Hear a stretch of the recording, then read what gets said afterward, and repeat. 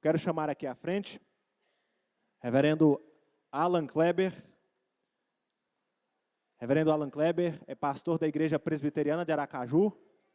Veio de longe para ministrar a palavra de Deus a nós. Servo fiel do Senhor. Tem desenvolvido um trabalho que é modelo dentro da Igreja Presbiteriana do Brasil. Para a gente é uma alegria muito grande, pastor, da igreja, do conselho, trazer o senhor aqui e termos esse momento aí.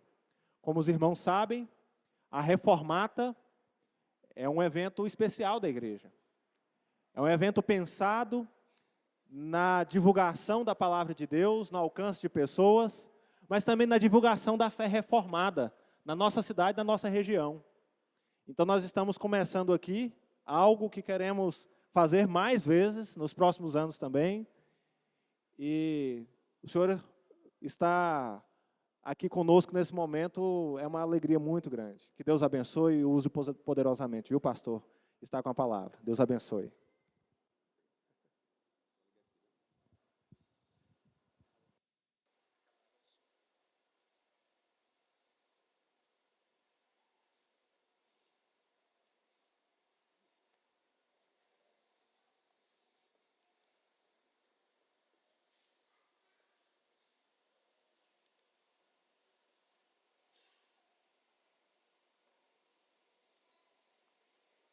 Meus irmãos, que a graça do Senhor seja com todos nesta noite, amém. Uma alegria poder estar com os irmãos e participar da primeira edição do Reformata. É uma honra para mim, trago um abraço da Igreja Presbiteriana de Aracaju.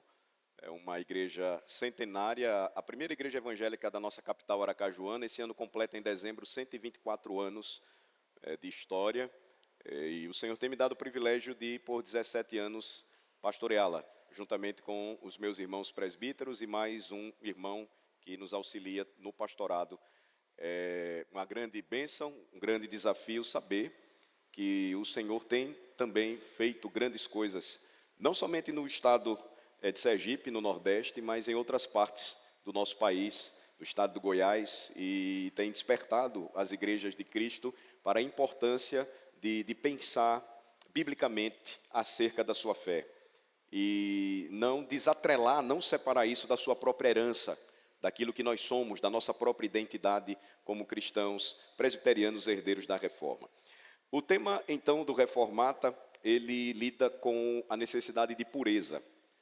Pureza na doutrina, que é o começo de tudo, mas isso perpassa pela nossa própria vida cristã e tem a sua culminância, eu diria, naquilo que o pastor o reverendo Samuel falou para nós aqui na liturgia desta noite, que é a razão por que nós fomos criados.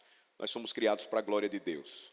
E se o fim principal do homem é a glória de Deus, e essa glória ela tem a sua culminância em adorá-lo para sempre, então a pureza, ela na vida cristã começa com a doutrina, ela mexe com a nossa própria vida, e ela vai então transformar aquilo que é a razão primeira da nossa caminhada até o céu, que é a nossa adoração a Deus.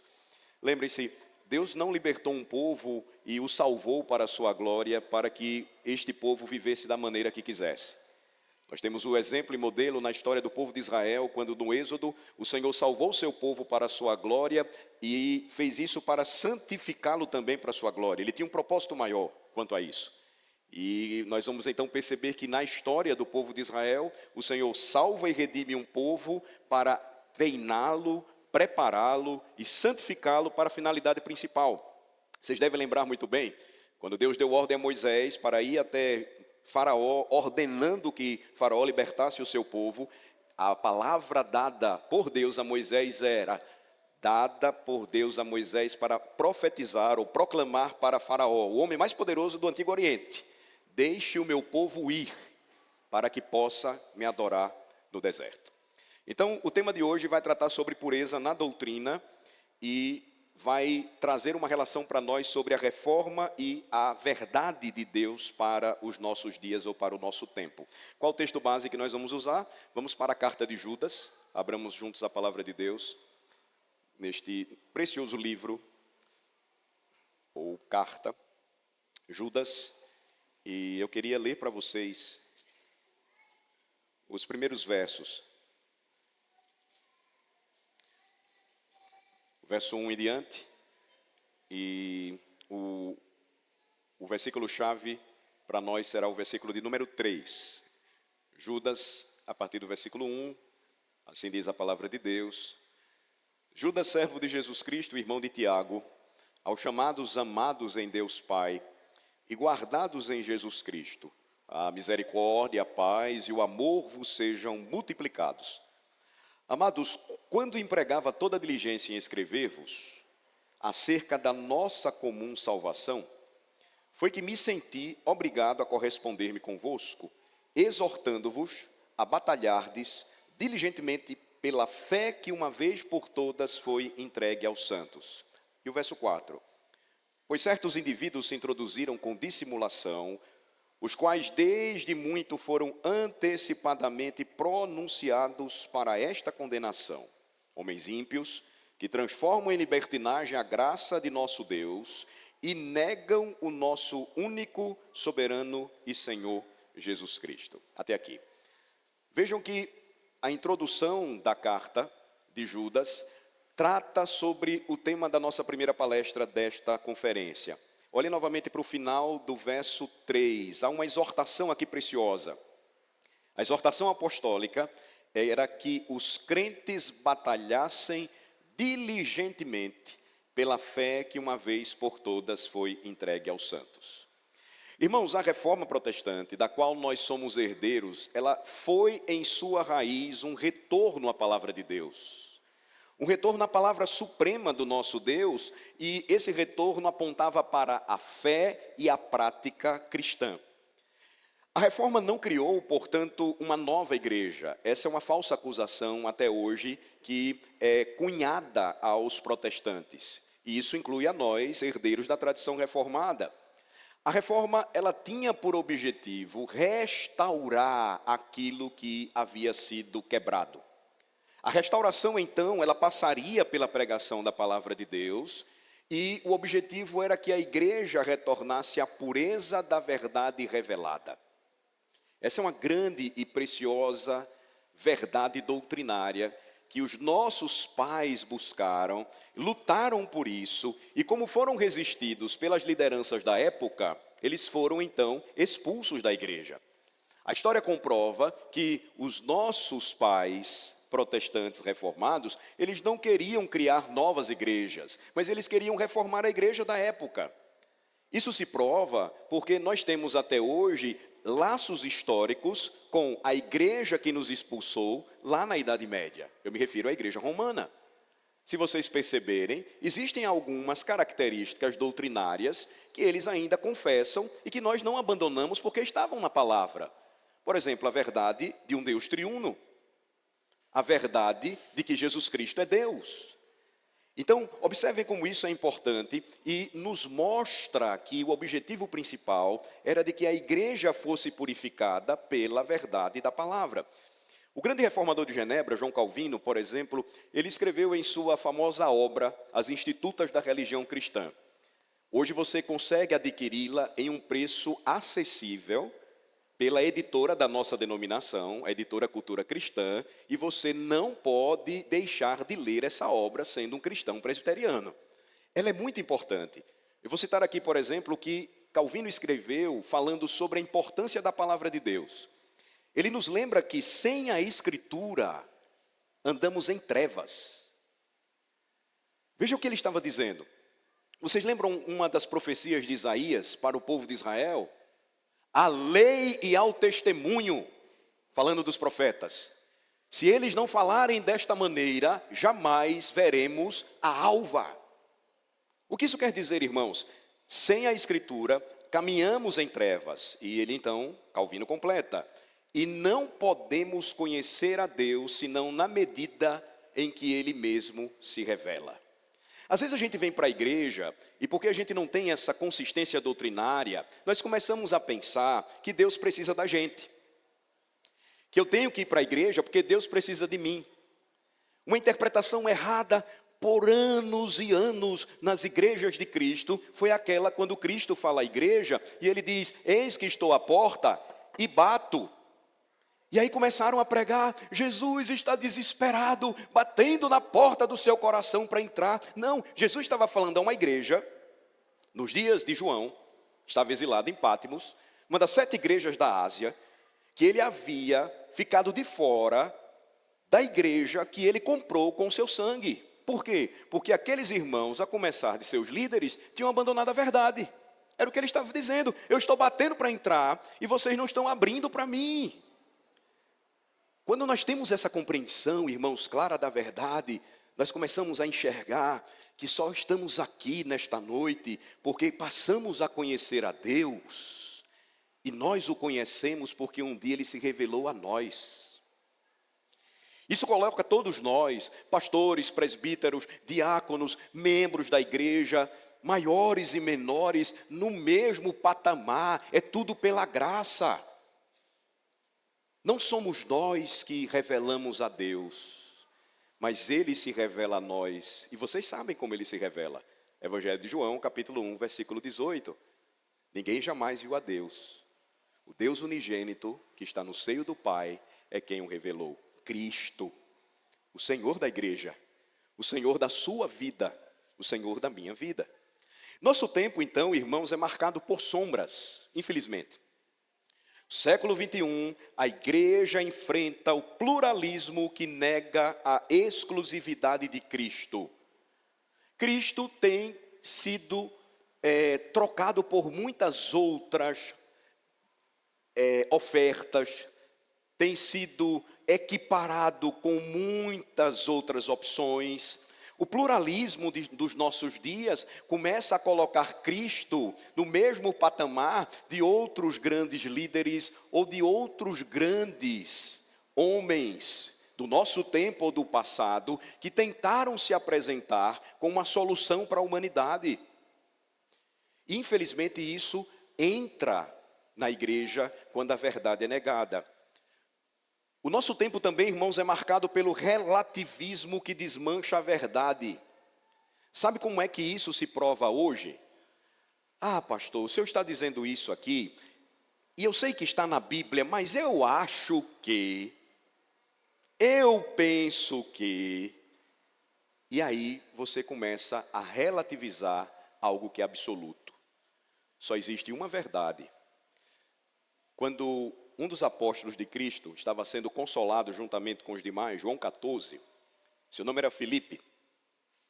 E Jesus então disse que precisava voltar à presença do Pai para preparar lugar para eles. E por isso o coração deles não deveria ficar atemorizado. Vocês lembram? Não se turbe o vosso coração. Credes em Deus, credes também em mim. Na casa de meu Pai há muitas moradas.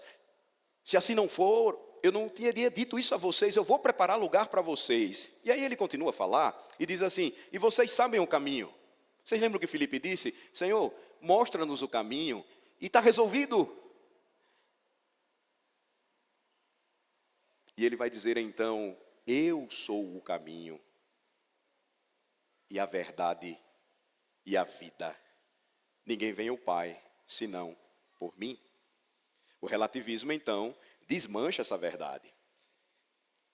O nosso tempo também, irmãos, é marcado pelo pragmatismo que mede tudo por utilidade. Dá certo, a gente faz. Esquece-se a verdade.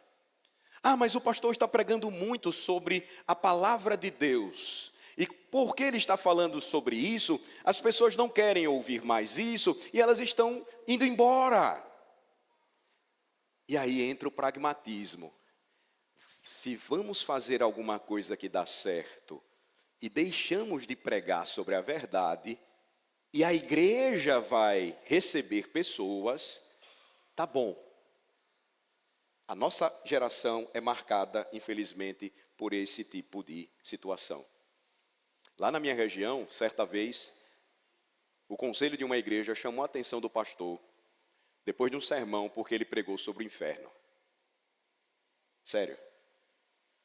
O Senhor está falando sobre isso, e isso assusta as pessoas e as afasta da igreja. Mas quem foi que nos ensinou que existe o inferno? que existe um lugar onde o verme come a carne e nunca deixa de comê-la, e nunca se deixa de corroer, e é um lugar de choro e ranger de dentes. O mesmo que disse que é o caminho, a verdade e a vida, ou seja, não há relativismo quanto a isso e nem pluralismo, não existem vários caminhos para o céu, só existe um, e é Jesus Cristo. Portanto, meus irmãos, o chamado de Judas aqui, que não é o Iscariotes, foi o chamado do Senhor, o filho de Alfeu, ele continua sendo urgente para nós em nosso tempo. Batalhar diligentemente pela fé, que uma vez por todas foi entregue aos santos, é necessário em nossos dias. Por que razão? Primeiro, porque a doutrina, ela é fundamental para a nossa fé. A doutrina precisa ser vista pelo povo de Deus como o fundamento da fé. Veja comigo agora 2 Timóteo, capítulo 3, versículo 16. Vocês conhecem muito essa passagem. 2 Timóteo 3,16. Paulo vai lembrar a Timóteo que a fé cristã, ela é doutrinária por natureza. Toda a Escritura é inspirada por Deus e útil para o ensino, para a repreensão, para a correção, para a educação na justiça. Com que finalidade, verso 17? A fim de que o homem de Deus seja perfeito e perfeitamente habilitado para toda boa obra. Mas você já percebeu quando uma igreja, ela preza pela doutrina? Quando a igreja valoriza o estudo da palavra de Deus? Quando a igreja entende que esse é o caminho para que tudo na vida do crente, tudo que ele faz seja regulado e direcionado por Deus? Doutrina, muitos então vão dizer, torna o crente frio. É curioso isso, né? E não deveria fazer.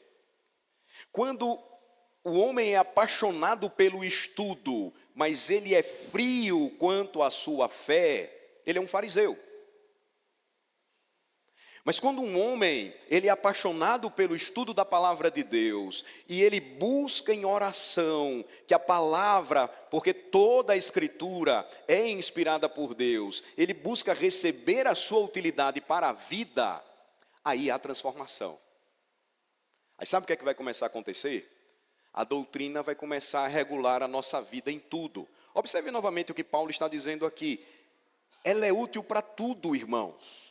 Todas as áreas da nossa vida, ensinar, repreender, corrigir, educar na justiça. Mas o que é que nós fazemos quando deixamos que o pluralismo tome conta de nós, que o relativismo nos domine e que o pragmatismo impere na igreja?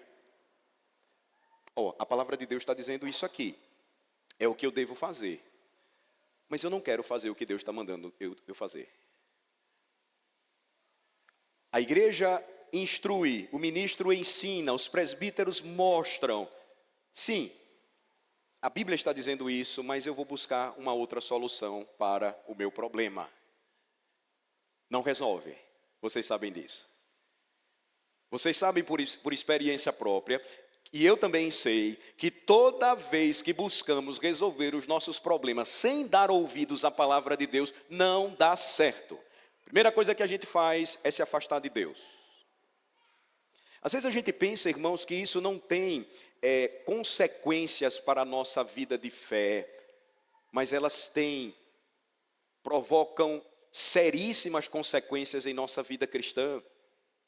Caminhe um pouco mais comigo e vejam o apóstolo Paulo novamente fazendo essa declaração em Atos capítulo 20, aos presbíteros de Éfeso. Por favor, Atos capítulo 20. Aqui você está vendo comigo como a doutrina é fundamental para a sua fé e para a minha também. Atos capítulo 20, a partir do versículo 26. Eu não vou pegar todo o discurso. Verso 17 vai lembrar que ele foi, em Mileto, ele chama os presbíteros de Éfeso para passar para eles instruções, porque ele estava se despedindo. Aí no verso 26 ele diz, portanto, eu vos protesto no dia de hoje, que estou limpo do sangue de todos. Por que ele disse isso? Veja o verso 27. porque jamais deixei de vos anunciar todo o conselho de Deus, ou todo o desígnio de Deus. E aí, na sequência, ele vai trazer uma advertência contra falsos mestres que se levantariam. Observem, verso 28. Atendei por vós e por todo o rebanho sobre o qual o Espírito Santo vos constituiu bispos, para pastoreardes a igreja de Deus, a qual ele comprou com o seu próprio sangue. Eu sei que, depois da minha partida, entre vós penetrarão lobos vorazes, que não pouparão o rebanho. Então, esses homens, eles iriam tentar ganhar o coração dos crentes, desviá-los da verdade. Verso 28, verso 29. Eu sei que depois da minha partida, entre vós penetrarão lobos vorazes, que não pouparão o rebanho. E o 30. E que dentre vós mesmos se levantarão homens falando coisas pervertidas para arrastar os discípulos atrás deles. Então, uma vez que eles trocassem a doutrina, que é o fundamento da fé, por outra verdade, valores do mundo, soluções pragmáticas, pluralidade de ideias, relativização da verdade, os falsos profetas então iriam influenciá-los e eles buscariam fazer a mesma coisa. Qual é a exortação então final? Verso 31. Vigiai, portanto, lembrando-vos de que por 3 anos, noite e dia, não cessei de admoestar com lágrimas a cada um. A pureza doutrinária, segundo o apóstolo Paulo, é, portanto, a muralha que protege a igreja contra lobos vorazes.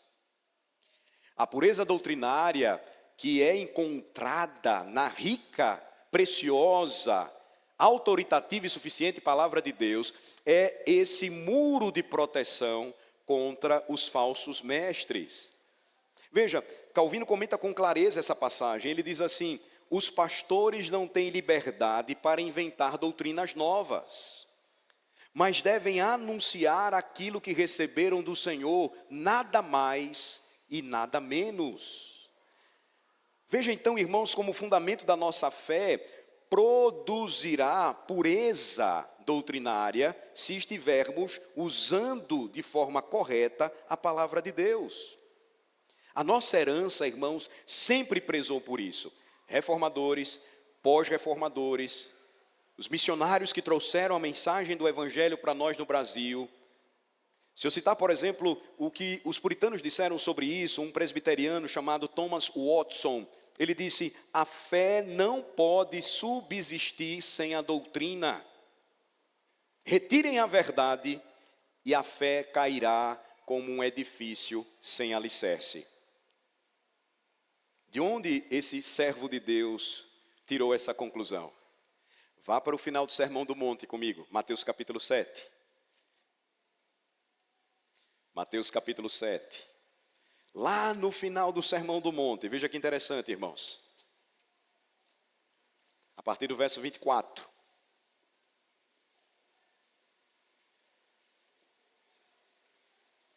Todo aquele, pois, que ouve estas minhas palavras e as pratica, será comparado a um homem prudente que edificou a sua casa sobre a rocha. E caiu a chuva, transbordaram os rios, sopraram os ventos, e deram com ímpeto contra aquela casa que não caiu, porque fora edificada sobre a rocha. Como Jesus concluiu o sermão da montanha, dizendo: olha, todo aquele que ouve as minhas palavras, palavras de fé, palavra de Deus, e não as pratica, não obterá isso, mas os que praticam suportarão toda e qualquer adversidade, porque o fundamento da sua fé será a rocha eterna, Cristo Jesus.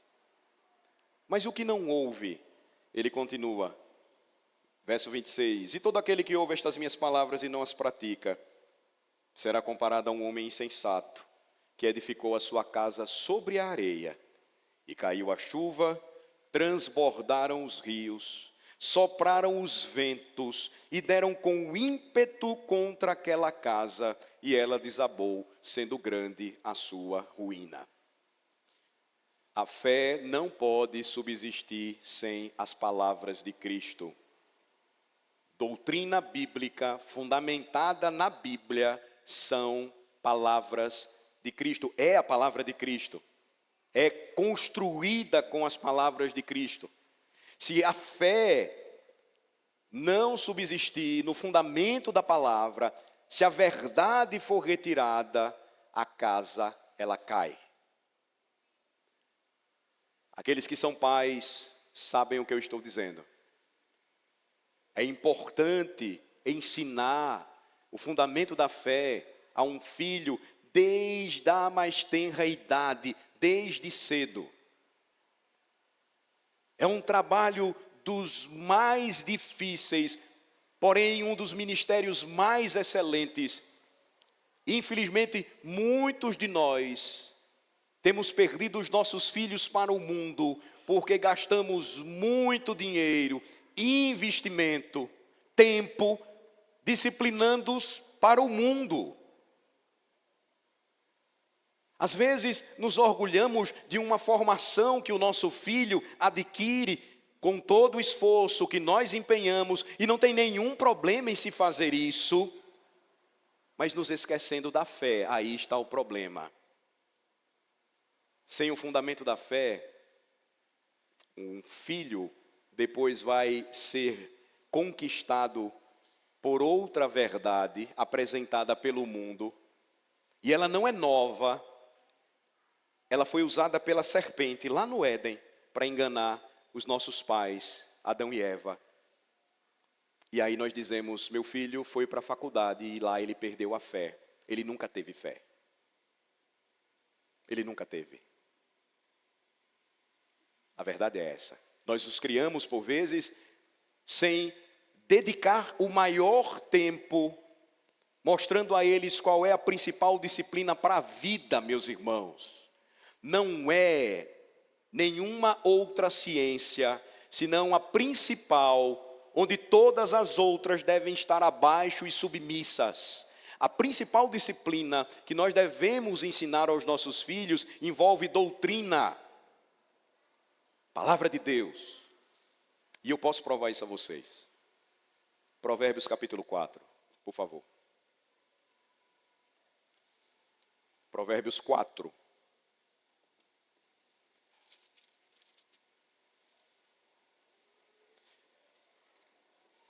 Vocês conhecem o livro de Provérbios, pelo menos a maioria de vocês aqui. Vocês sabem que a sua autoria é atribuída ao homem mais sábio que o mundo já conheceu, com exceção de Cristo, Salomão, porque a maior parte da coleção de ditos proverbiais foi escrita por ele. Vocês conhecem a história de Salomão? Vocês conhecem muito bem. Vocês sabem que ele assume o reino de Israel após a morte de seu pai, muito novo. E ele tinha grandes desafios pela frente. Uma noite, então, o Senhor se revela a ele em um sonho e diz que ele poderia pedir o que ele quisesse e o Senhor iria lhe dar. Vocês sabem a história. Salomão, então, sendo jovem, vai dizer, Senhor, eu recebi uma grande responsabilidade, eu tenho um grande reino para tomar conta e eu sou apenas um menino. Me dá sabedoria para eu poder fazer isso. E aí quando a gente lê, e às vezes até conta a história para os nossos filhos, a gente fica muito animado e diz assim, poxa, eu queria ter um filho assim. Já imagina, o que é que meu filho ia pedir hoje, se Deus se revelasse a ele desse modo? Ele ia pedir, sei lá, um Camaro, ele ia pedir, sei lá, um iate, ele ia pedir riquezas do mundo. E aí a gente diz, mas Salomão foi diferenciado. Será que foi mesmo? Será que foi mesmo? Vejam o que diz Provérbios 4, verso 1. Ouvi, filhos, a instrução do pai, e estai atentos para conhecerdes o entendimento. Na língua hebraica aqui, Salomão atrela o ensino do pai temente a Deus e o entendimento a um peso de palavra. Filhos, quando seu pai lhe instrui e lhe diz alguma coisa baseado na palavra, sendo autoridade sobre você, ele está falando a palavra de Deus. É isso que Salomão está dizendo, porque o seu ensino se baseia na palavra. Aí ele continua, porque eu vos dou boa doutrina, verso 2, não deixeis o meu ensino. Está atrelado à verdade de Deus. Aí, observe o verso 3. Quando eu era filho, em companhia de meu pai, tenro e único, diante de minha mãe, então, olha só, ele me ensinava e me dizia: retenha o teu coração as minhas palavras, guarda os meus mandamentos e vive. Adquire a sabedoria. Quem ensinou Salomão a tomar uma decisão e uma escolha certa quando desafiado pela vida? E você achando que Salomão foi um adolescente, né? Jovem naquela época. Brilhante, porque muitos não pediriam sabedoria. Não, ele aprendeu de cedo seu pai dizendo, continua aí, adquire o entendimento. E não te esqueças das palavras da minha boca, nem delas te aparte. Não desampares a sabedoria, e ela te guardará. Ama, e ela te protegerá. O princípio da sabedoria é: adquire a sabedoria, sim, com tudo o que possuís, adquire o entendimento, estima e ela te exaltará. Se a abraçares, ela te honrará, dará à tua cabeça um diadema de graça e uma coroa de glória te entregará. Deus se agradou com a resposta ou a confissão de fé de Salomão, que ele aprendeu de seu pai. E aí o que foi que Deus disse? Porque eu me agradei do que você pediu, eu vou dar mais coisas a você. Eu não sei se vocês sabem disso, mas o reino de Salomão foi tão grandioso que diariamente ele dava festas em seu palácio para mais de 3.500 pessoas. Só para você ter uma ideia do tamanho do reino e da glória desse homem. Ele se desvia na velhice quando ele abandona a verdade e cede ao pluralismo religioso de seu tempo, prestando culto aos falsos deuses de suas mulheres. Mas o que é que acontece depois que ele aprende novamente, antes de morrer?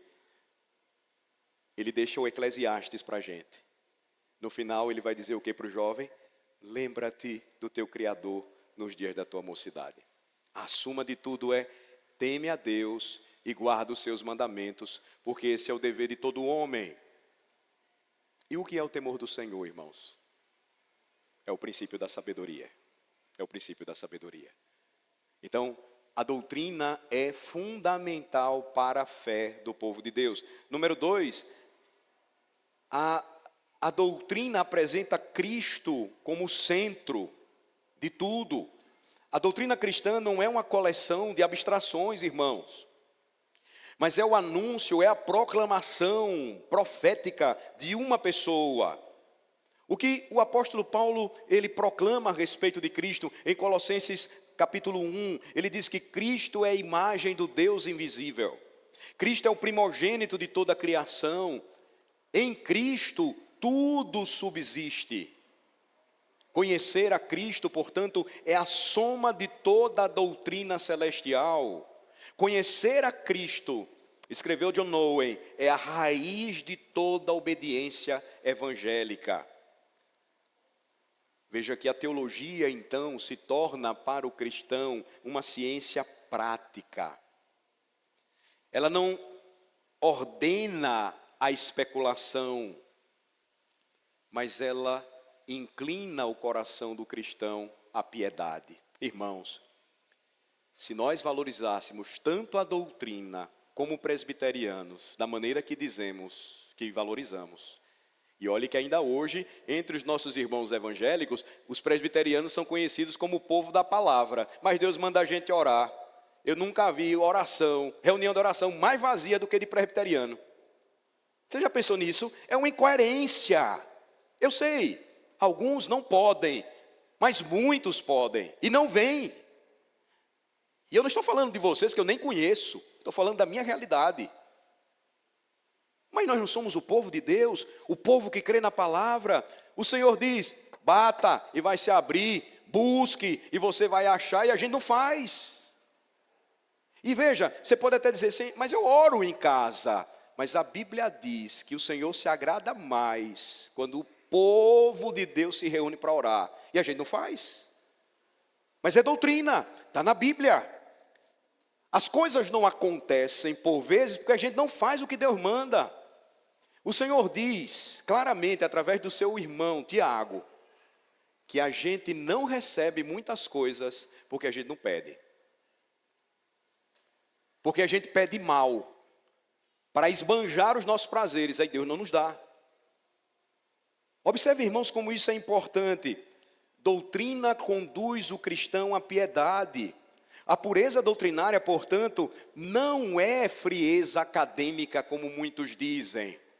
Quanto mais estudamos e entendemos o que nós estamos estudando e buscando, isso jamais nos tornará frios, mas nos tornará mais zelosos pelo próprio Cristo, o nosso Senhor. Porque quem é Jesus para nós? Ele é o centro e conteúdo de toda a fé. Quanto mais nós estudamos sobre Cristo, o que é que vai acontecer conosco, irmãos? Nós vamos entender o significado da grande comissão. Por que nós estamos aqui? Quando somos abençoados, infelizmente, muitos às vezes vêm para a igreja com tanta pressa que nem esperam a bênção impetrada pelo ministro. Não entendem o que está acontecendo. Nós somos enviados para servir ao Senhor. Na língua grega, a grande comissão tem o seu imperativo no verbo fazer. Normalmente a gente ouve muito o ide de Jesus, né? Porque o ide de Jesus, mas é o fazei. Fazei discípulos de todas as nações. De que maneira? Indo, batizando e ensinando. Quando eu entendo isso, e essa verdade então, ela encontra guarida em meu coração, eu vou fazer aquilo que os meus pais espirituais, eles entenderam muito tempo antes. Você já pensou? Quando eu falo da minha região nordestina, homens deixaram o conforto de um país que já tinha tudo naquela época para fazer viagens longas montado em mulas, cavalos, para pregar o evangelho para um povo estranho. Por que eles fizeram isso? Muitos deles tinham formação acadêmica que até hoje é extremamente impressionante, mas isso não era nada para eles. Porque o que eles entendiam foi o que Paulo entendeu. Vocês lembram em 1 Coríntios capítulo 2? Eu, irmão, quando fui ter convosco, anunciando-vos o evangelho de Deus, não o fiz com ostentação de linguagem e sabedoria humana, pois decidi nada saber entre vós, senão a Jesus Cristo e este crucificado. Pureza doutrinária, portanto, não é uma frieza acadêmica, mas zelo pelo próprio Cristo, centro e conteúdo de toda a fé. Essa é a nossa herança, e esse é o objetivo da nossa primeira conferência reformata. Veja que a doutrina firme, ela é necessária para uma piedade real no meio do povo de Deus. Sem doutrina firme, a piedade cristã, ela some. A teologia não é mais do que a exposição das verdades que Deus revelou em sua palavra.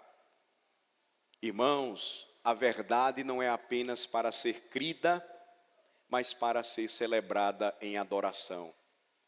Quando eu entendo o que acontece quando eu venho à casa de Deus para adorá-lo, então tudo muda, tudo muda. Eu tenho dito lá em Aracaju que o que nós enfrentamos nesse mundo é uma verdadeira batalha litúrgica. A nossa guerra, ela é litúrgica. O mundo sempre vai tentar, a serviço de Satanás, nos entreter com outro tipo de adoração. Se você perceber, a linguagem de entretenimento no mundo, ela é muito parecida. Se você perceber, por exemplo, eu vou pegar aqui um entretenimento que mexe demais com o coração do brasileiro. Futebol. Como é que o estádio é chamado? Templo.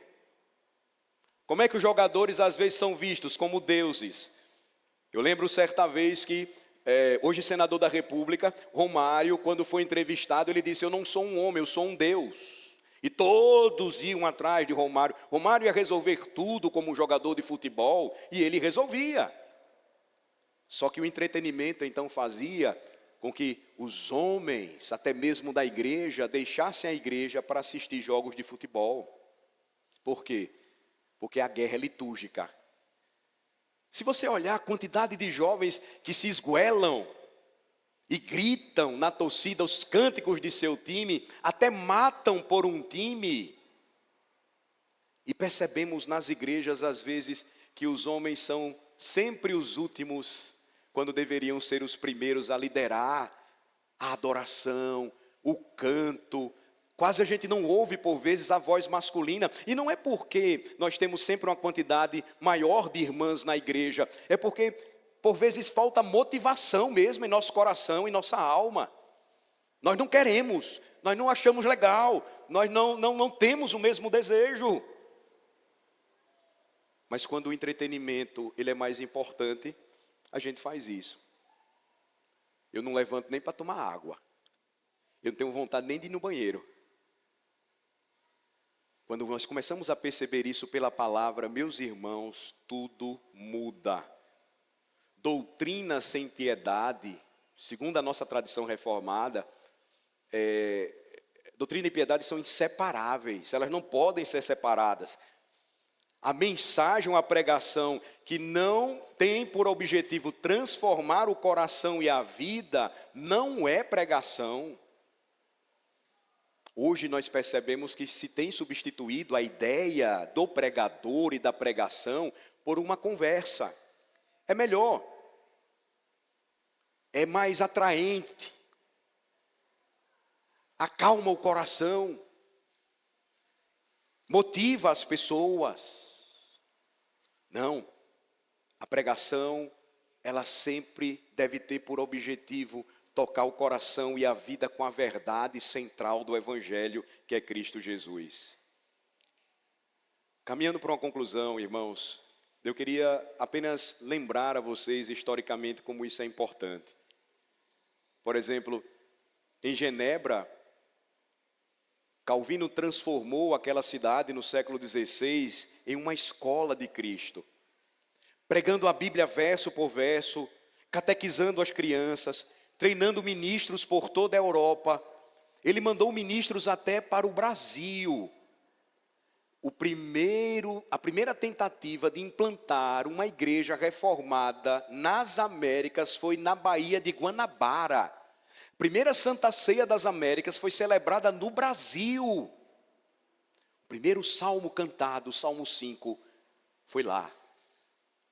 Quem encaminhou esses ministros? A pedido do almirante Coligny, Calvino. O que ele disse a respeito disso? Quando a palavra de Deus governa uma cidade, Cristo reina em meio ao seu povo. Irmãos, manifestações não vão transformar nada em nosso país. Quando nós esquecemos que o lugar principal que os cristãos deveriam estar, diante dos tempos que nós estamos vivendo, era nas igrejas, buscando e clamando a Deus em oração. Se a palavra de Deus não governar a nossa cidade, o nosso estado, a nossa nação, a transformação não vem. Nós precisamos entender isso. Nós somos herdeiros disso. Esses homens pregaram sob intensa perseguição. John Knox, por exemplo, o pai do presbiterianismo, ele disse certa vez: a menos que a palavra de Deus seja a pedra sobre a qual a igreja é edificada, certamente ela cairá. Havia uma convicção no coração desse homem de que sem a palavra pura, a igreja ela não iria sobreviver.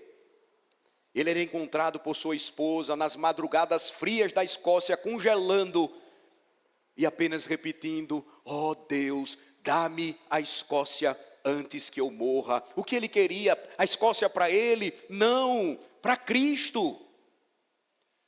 Então, irmãos, se esse não é o maior desejo da nossa alma, isso jamais vai acontecer. Se a palavra de Deus não governa o nosso coração e a nossa vida, nós jamais falaremos dela, não desejaremos proclamá-la. A verdade é que o que é necessário para nós é entender de fato aquilo que Paulo, quando desejou estar com os romanos, ele disse. Ele sabia que o exército romano era o exército mais poderoso da época. Ele sabia da perseguição que ele poderia sofrer indo para a capital do império. Ele poderia até sentir vergonha de ser evangélico. Mas vocês sabem o que ele disse? Pois não me envergonho do evangelho, pois este é o poder de Deus para a salvação de todo aquele que nele crê, primeiro do judeu e também do grego. O evangelho é o poder de Deus para a salvação de todo aquele que nele crê. Se nós não crermos nisso, nós não vamos pregar a verdade, nós não vamos ensiná-la e nós não vamos vivê-la. Não existe fé cristã sem doutrina, como não existe vida eterna sem a verdade, que é segundo a piedade em Cristo. E então, irmãos, eu queria lembrar a vocês que essa doutrina tão importante revelada na palavra de Deus, ela precisa ser sistematizada, organizada e ensinada corretamente. É onde entra a importância daquilo que nós herdamos, os nossos padrões de fé. São autoridades abaixo da palavra e são interpretações fiéis da palavra de Deus. Um dos membros da Assembleia de Westminster, Thomas Goodwin, ele reforçava a necessidade dessas confissões quando ele disse: as confissões de fé são os baluartes da igreja contra a corrupção da verdade. Se um homem diz que não tem nenhuma confissão de fé, nenhum credo senão a Cristo, ele já tem uma confissão. A verdade é que todos sempre terão uma confissão ou alguma maneira organizada de apresentar a verdade. Nós, cristãos presbiterianos, temos uma herança riquíssima quanto a isso. Veja o que a nossa confissão de fé fala sobre a Bíblia. E essa é uma característica de todas elas que herdamos da reforma e pós-reforma. Todo o capítulo 1 começa falando sobre o fundamento de uma confissão de fé, a palavra de Deus. A autoridade da Sagrada Escritura, pela qual deve ser crida e obedecida, não depende do testemunho de nenhum homem ou igreja. Olha que interessante. Mas unicamente de Deus, que é a verdade em si mesmo, o seu autor. Quem é o autor divino da Escritura? Deus. Por isso Paulo escreveu: toda a Escritura é inspirada por Deus. Logo, irmãos, esses documentos não são rivais da Escritura, mas são cercas de proteção que preservam a igreja do erro. São sínteses fiéis da nossa fé bíblica, armas espirituais contra heresias e guias seguros para o ensino, doutrinamento da igreja. Nós temos a mais completa e fiel exposição da fé cristã já produzida pela igreja. E observem como é interessante isso. As confissões de fé, como a nossa confissão de fé, nos lembra, irmãos, que a fé que nós confessamos, ela não é particular, ela é pública. Ela não é uma invenção pessoal, mas é a herança recebida e transmitida por gerações. São como os muros de Jerusalém, erigidos para proteger a santa cidade, a igreja, da infiltração de falsos mestres e falsos ensinos. Mas qual é o desafio hoje que nós enfrentamos? Às vezes, uma igreja não instruída recebe um pastor e ele diz: irmãos, nós vamos hoje estudar a Bíblia e nós vamos ser guiados por nosso catecismo. A pessoa já toma um susto. Catecismo? Que conversa é essa? Estamos desconectados até mesmo da nossa história. É uma palavra que tem uma origem antiga, que quer dizer apenas instrução, ensino. Tão comum, mas que por falta de compreensão, nós então esquecemos e acabamos desprezando. Aplicações práticas então para a gente concluir. A primeira delas, a importância da doutrina como fundamento da nossa fé, como central para o Evangelho de Jesus Cristo, é nos ajudar a resistir ao pragmatismo da nossa época. Lembrem-se, meus irmãos, o sucesso da igreja não se mede por números, mas por fidelidade. Nós não devemos medir o sucesso da igreja jamais por números, ainda que o Senhor nos prometa que ao pregarmos o Evangelho, sendo semeada a semente, os homens serão atraídos a Cristo. Ele diz que importa que o Evangelho seja pregado, porque quem o contempla erguido na cruz, olhando para ele, será salvo. Essa é a verdade que nós devemos pregar. Mas qual seria a sua reação se o seu pastor, pregando a verdade, e você estava conferindo na Bíblia, e olhando que ele estava ensinando simplesmente a verdade, você começasse a perceber que algumas pessoas agissem como um episódio bem conhecido em João capítulo 6. Vamos para lá. João capítulo 6.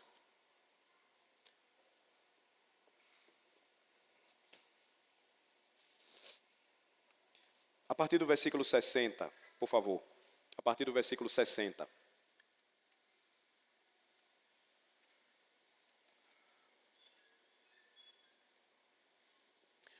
Muitos dos seus discípulos, tendo ouvido tais palavras, disseram: duro é este discurso, quem o pode ouvir?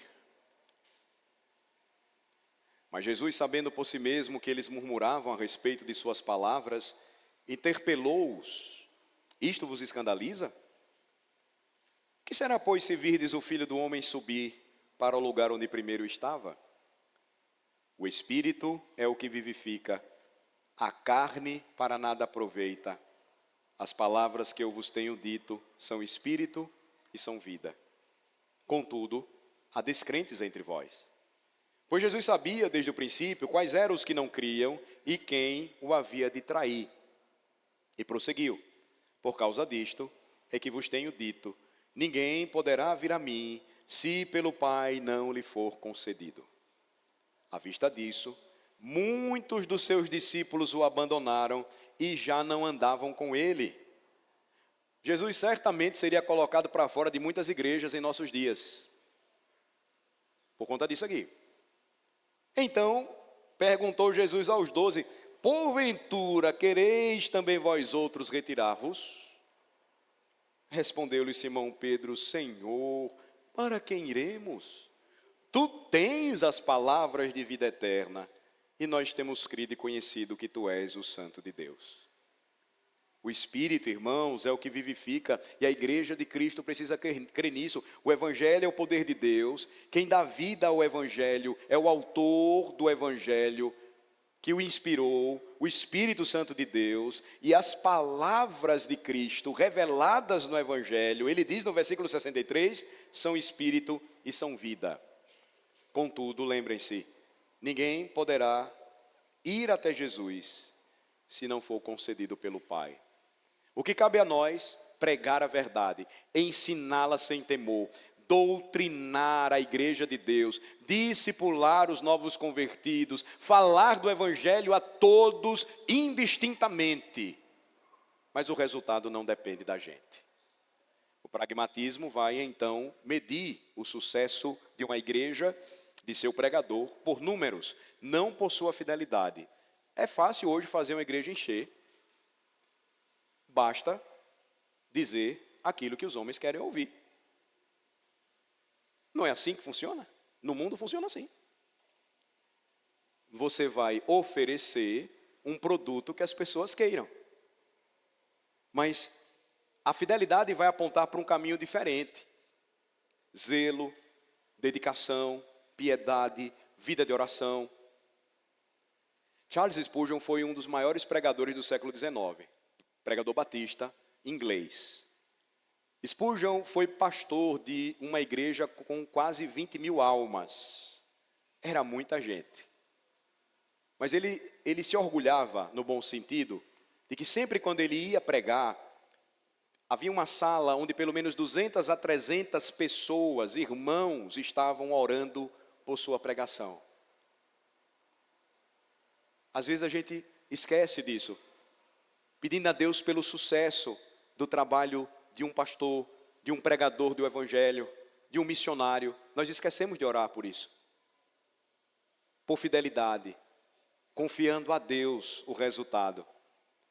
Uma igreja, irmão, sem fundamento na palavra, cederá ao inimigo mais cedo ou mais tarde. E uma das coisas que o diabo mais gosta de fazer com o povo de Deus é entretê-lo. É oferecer entretenimento. Número 2, o fundamento da verdade vai nos ajudar a resistir ao liberalismo do nosso tempo, que é uma tentativa de adaptar a fé ao espírito do nosso tempo. Se cada geração não redescobrir a centralidade da palavra, ela vai perecer espiritualmente. Por quê? Porque ela sempre será tentada a adaptar a fé ao espírito da época.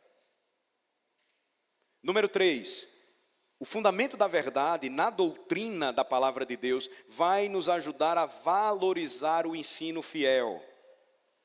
Pregação fiel da palavra, o ensino dos padrões de fé para adultos e jovens e crianças, o uso continuado das confissões de fé na vida da igreja. O ensino, então, sendo valorizado, sob oração, temor a Deus, desejo sincero de que a igreja seja edificada, produzirá, irmãos, resultado. Quarto e último lugar, o fundamento da fé, baseado na doutrina da palavra de Deus, fará com que a igreja seja de fato o que ela é. 1 Timóteo 3,15 nos lembra que a igreja de Cristo é a coluna e baluarte da verdade. E aqui uma palavra para os oficiais da igreja. Nós que somos líderes espirituais do povo de Deus, pastores e presbíteros da igreja, o nosso ofício exige que sejamos guardiões do depósito da fé. Uma igreja que não tem presbíteros e pastores comprometidos com a palavra, facilmente se desviará. Todo desvio doutrinário começa a partir de uma liderança que não preza pela palavra de Deus. Louvem ao Senhor, porque os seus líderes têm preocupação com isso. Porque amam a Cristo e amam a sua palavra. Mas também você, como membro, tem o dever de conhecer e defender a verdade. Quando você está inteirado com a verdade, você vai perceber se existe algum ruído na liderança que está insinuando um desvio da verdade. Você vai perceber rapidamente isso aí. Você vai notar. É muito claro. Porque você está ligado ao que diz a palavra de Deus. Uma vez um irmão, anos atrás, ele queria muito ser membro da igreja, mas ele ainda não entendia porque a gente batizava crianças. Não entendia a doutrina do pacto. Aí ele chegou para mim e disse que tinha dúvidas ainda, mas ele faria o que eu dissesse. O que o senhor mandar fazer, eu faço. Eu disse, está errado isso aí. Que negócio de que eu mandar fazer, eu faço. Eu não sou o Senhor da igreja, eu não sou o seu Redentor. Se você não entender, você ainda não está pronto. Aguarde. Por quê? Porque cada membro, meus irmãos amados, tem o dever de conhecer e defender a verdade. Então, a conclusão prática é essa. A pureza doutrinária é zelo por Jesus Cristo, o Senhor da igreja, e fidelidade à sua Bíblia, palavra de Deus. Vimos que a história mostra que quando a igreja negligencia a doutrina, o que é que acontece? Ela cai em idolatria e superstição. Pode olhar.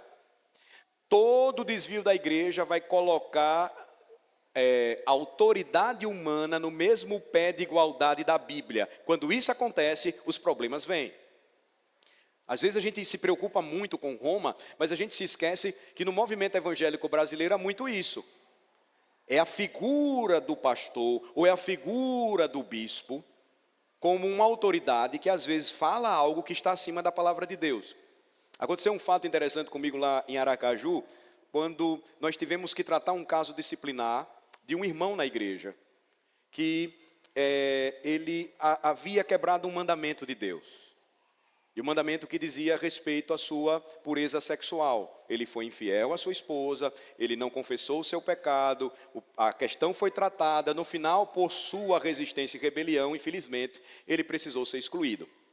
O que se descobriu depois é que o objetivo dele, que ele escondia, era ter uma outra pessoa. Ele não tinha autorização, mas ele fez isso, ele se casou com outra pessoa. Ela era de outra denominação. Mas o problema foi se avolumando e chegou até os líderes, porque quem fez o casamento dele de novo foi essa outra denominação, infelizmente, os seus líderes. Aí, quando membros da igreja foram questionar esses líderes, e eles sabiam que tinham errado, porque não consultaram a igreja de origem dele, quer dizer, a nossa na época, sabe qual foi a resposta deles? Veja só, os seus pastores falam diretamente com o Espírito Santo de Deus. E o Espírito Santo é Deus. Isso quer dizer que os seus pastores não erram. A decisão que a gente tomou não foi errada.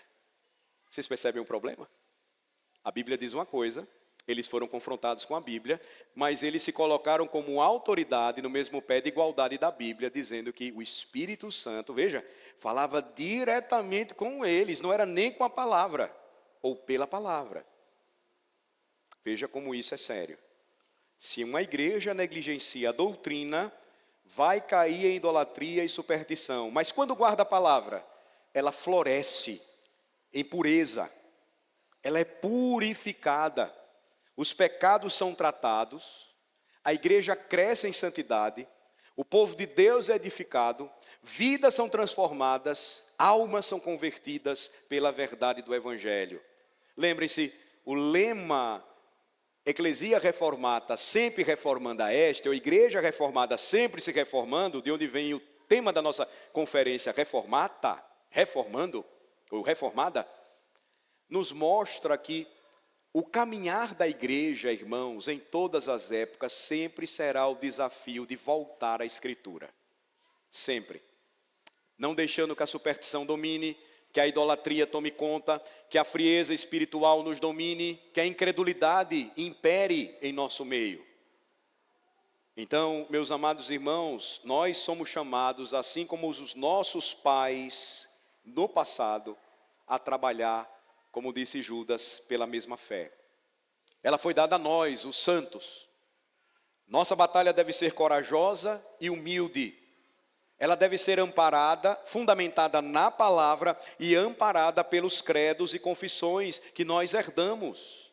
Se você tem uma Bíblia presbiteriana com inário no final, você vai ver que tem o credo dos apóstolos, século IV, ainda hoje um dos mais importantes resumos da nossa fé.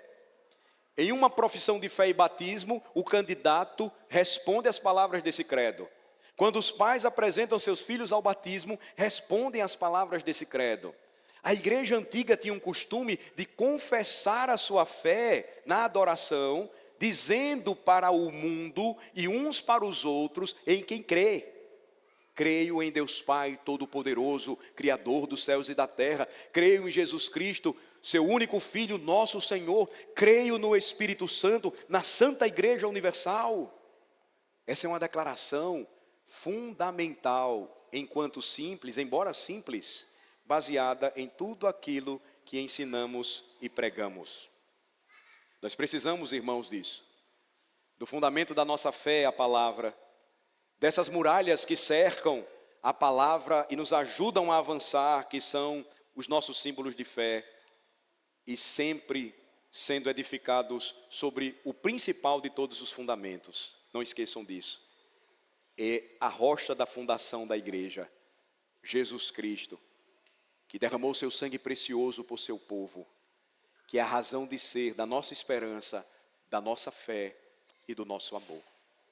Vamos orar.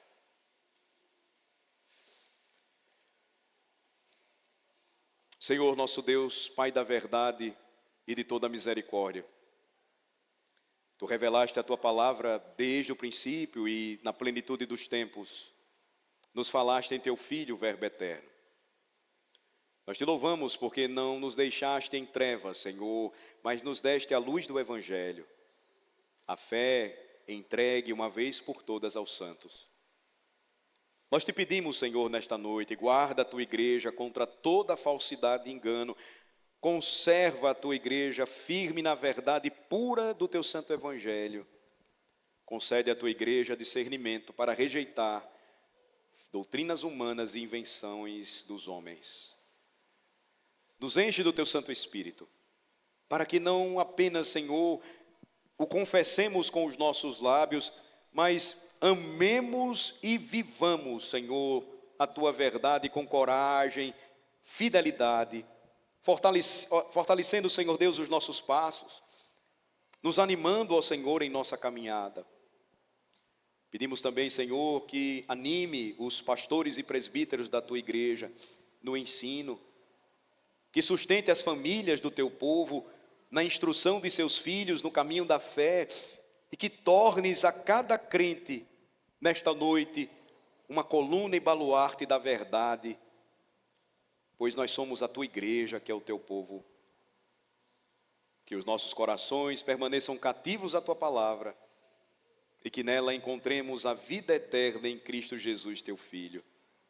A ti, ó Pai Santo, com o Filho e o Espírito Santo, tributamos toda a honra, toda a glória e louvor, hoje e sempre. Em Cristo Jesus oramos. Amém. Amém.